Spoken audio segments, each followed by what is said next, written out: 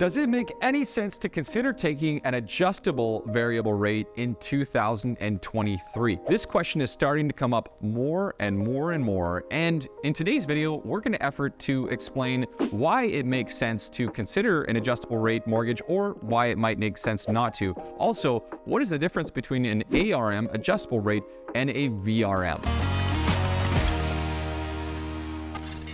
Hi, I'm Alex McFadden, your favorite mortgage broker and wealth advisor. My primary focus here today is to help you make an educated decision as it pertains to your mortgage product to set you up for success in your life. Now, if you haven't done so already, make sure to hit that button below that says subscribe, hit the notification bell, and of course, like the video or give us a thumbs up as it helps us know that we're giving you valuable information. Again, in today's video, we are going to talk about whether or not it might make sense to consider an adjustable rate mortgage in the year 2023. Now, let's start off with really quickly and talk about what exactly is an adjustable variable rate mortgage.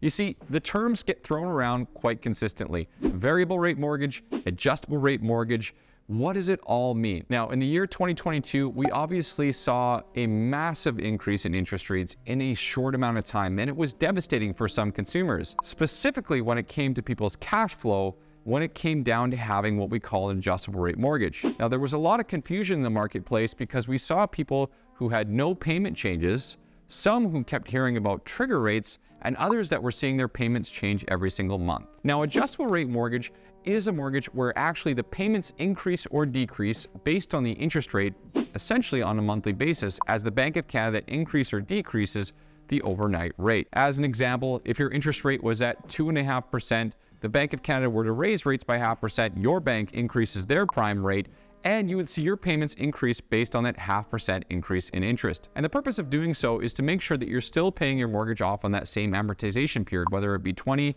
25, or 30 years. What essentially happens is your payments increase just to match the additional interest that you're paying down at that time. Now compare that to the other type of mortgage product, which is called a VRM, a variable rate mortgage. And this is the type of mortgage that most people have because most banks in the country actually have these variable rate mortgages. In these circumstances, people did not necessarily see their payments change, but saw their mortgage get to a point where their payments became almost all, if not all interest, and in many situations hit the trigger point, which is where you're no longer paying off any of the principal of your mortgage. Now, as we look forward into 2023, the question becomes, does it make sense to consider an adjustable rate mortgage? And this is a question because if we were to start to see interest rates come back down, well, if someone had an adjustable rate mortgage, their payments would actually start to decline along with the reduction in interest rates. So how do you make that decision and what are you looking for to consider? In most circumstances, if you're considering an adjustable rate mortgage, you're probably going to be paying more today for your total interest rate than a standard fixed rate loan. But of course,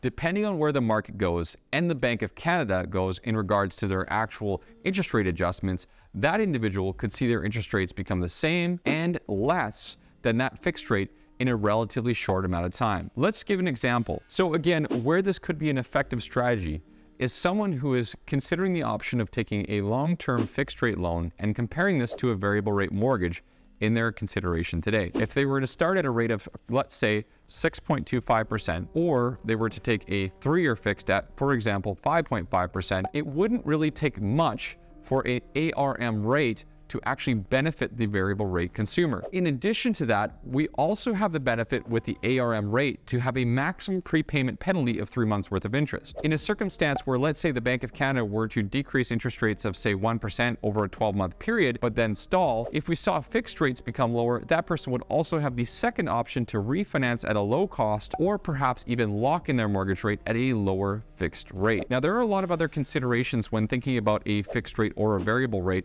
but for those reasons and many more, it might be reasonable to consider the ARM interest rate. Now, before you just hop in and take a variable rate, we always recommend people to remember a few things. If the interest rate is higher today, you will qualify for less. The second consideration is we cannot put any guarantees on timelines, and so of course you could be paying a higher amount of money for a longer period of time. But if you're a well-qualified borrower and you're comfortable with a level of risk, then this could be a great strategy to save a lot of money in a relatively short amount of time, but also give you the flexibility to refinance or restructure should rates come back down or not come down as much as you would like. What are your thoughts on the variable rate mortgage adjustable term? Make sure to leave a comment below and let me know if you think that this is a sound strategy or one that makes any sense. And of course, hit that like, subscribe button, and we'll see you on the next video.